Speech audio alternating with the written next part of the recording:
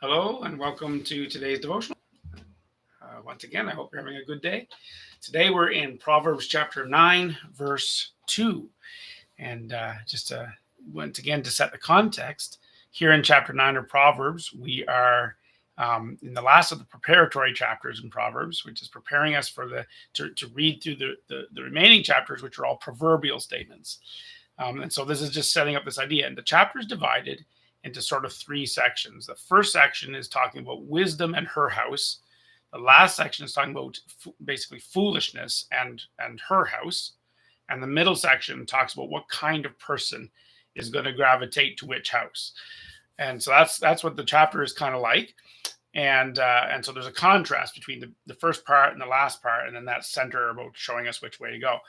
And so that's what we're doing. And the idea, you can kind of think of it this way, is that it's like, if wisdom was a woman, she's like this. And if young man, because Proverbs is written to the young man, although it's meant for all of us, but it's written in that idea of you, young man, if you marry wisdom and join her in her house, then this is the kind of house you're going to live in. This is the way of life of wisdom. If you marry the foolish woman and you go, or not marry but just join her, from the previous chapters. Anyway, if you join the foolish woman, you're going to be involved in this kind of life in her house. And so that's kind of the idea here. So that we read verse 2. And so talking about wisdom, what her house is like, it says in verse 2, she has prepared her food. She has mixed her wine. She has also set her table. Now, these three statements, preparing her food, mixing her wine, preparing her table, you get this idea of a meal being made, right? There's going to be a provision here, or there's going to be a meal, and, there's the preparation of that time of day, perhaps supper. I don't know what it is, but she's prepared her food. She has mixed her wine, and she has set her table. And from this, we get this idea that to live in wisdom, to live in the house of wisdom, to live with her, it means preparation, right? So all three of these statements are about anticipating a thing and planning for the thing, right? So she's prepared her food, the meal. So we're going to sit at the table. We're going to come and do this thing. So we need food. So she prepares her food, right? We're going to want wine with that, so that we have our drink with our meal. And so she's mixed her wine. She's prepared for that. She's readying herself. She's set the table. So she's made places for those that are going to be there at the meal. She's determined where they're going to be, and she's set, and she's, made preparation for that, so that the whole event will go off well. And wisdom, a huge part of wisdom involves the idea of preparation, of being prepared for things, doing the preparing work with the things necessary in order to be ready for whatever event comes. In contrast to that, the fool just shows up. The fool isn't the person who prepares at all. The fool just decides at the moment, what they're going to do, and there's no preparation. Just let's see what happens. Now, it's important to say we should understand that it is not unwise or wrong for us to have adventure or spontaneity in life. That's not the point that Proverbs is trying to make.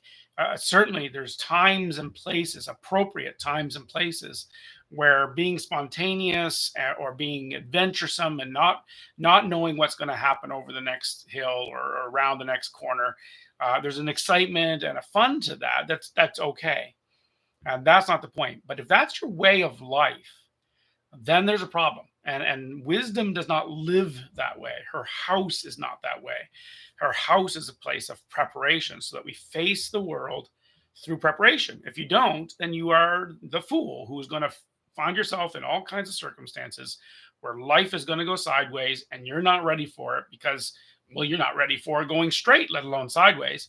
And so that's the idea of the fool's life. And so with wisdom, we need to understand the great value in preparing for things. Now, the Bible uses this idea in other areas too, where Jesus says things like, if you sow, you will reap, right? What you sow, you will reap. And so there's this idea of the planning, right? I want to reap this, so I'm going to put this seed in the ground. And the hope is that this seed will grow into the thing I want to have. There's a preparation aspect to that. You can't control everything. The seed will grow or not grow. The rain will fall or not fall. But you're going to plant the seed, the preparation for a harvest, starts with the seed, right? Or the idea of, like Jesus said, he who seeks finds. Like, if you're sitting in your chair and you're never looking for something you've lost, you're never going to find the thing you lost. So there has to be that work of, I'm going to start looking. I'm going to go from this room into that room until I find the thing I'm looking for. And so there's an action there, and the idea of preparation for the thing. That the thing itself, you don't have to have it all entirely figured out. How could you? You actually don't have control over the end. You don't have control over the rain. You don't have control over the ground. You don't have control over all of these other variables. And so wisdom is not saying control everything so that everything happens exactly as you want it to. It's rather saying prepare for the thing. That's all. Prepare for the thing.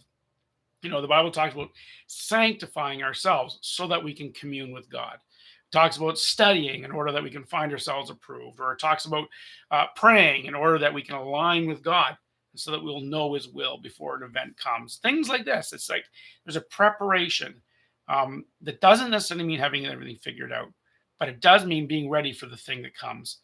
And so you think, well, this image of wisdom preparing the table.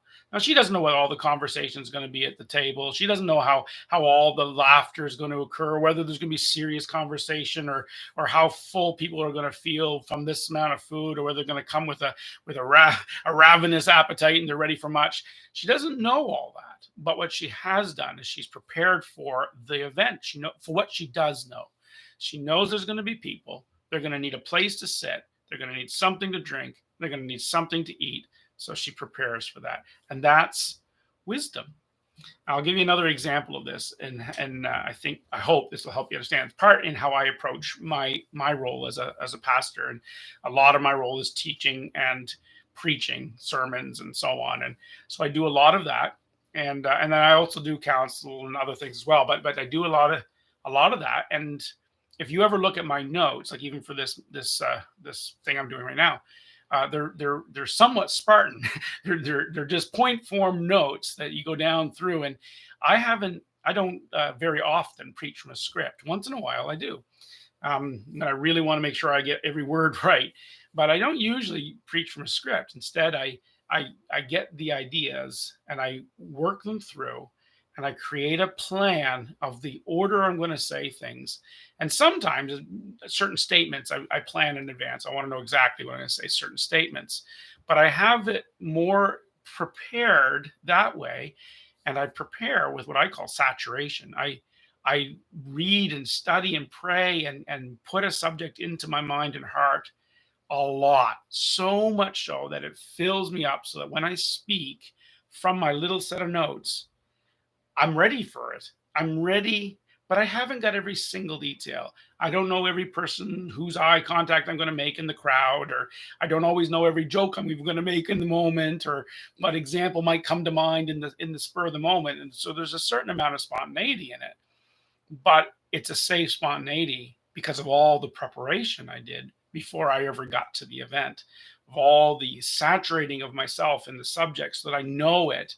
And I know where I'm going and what I'm going to say. And I know what kinds of things I want to make sure I hit on as I work through the subjects. That's how I approach preaching. It's a similar idea to that. I'm sure there's lots of examples. Maybe you can think of some yourself here today. But the key is this. Part of living with wisdom is learning to be a person who prepares for the future, knowing that you don't control the future, but that you can prepare for it. And thus, that's wisdom. It will make you ready even when it goes not quite where you expected it to. Anyway, hope that's useful for you today. God bless you. We'll see you in the next one. And in the meantime, keep seeking to be wise.